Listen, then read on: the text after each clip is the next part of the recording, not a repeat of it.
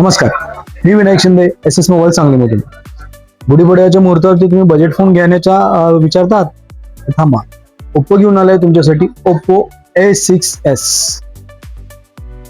या फोनमध्ये देण्यात आला आहे तुम्हाला 50+2 मेगापिक्सेलचा अल्ट्रा क्लिअर कॅमेरा. शिवाय त्याच्यामधून तुम्हाला 60 fps मध्ये व्हिडिओ रेकॉर्डिंग करू शकता.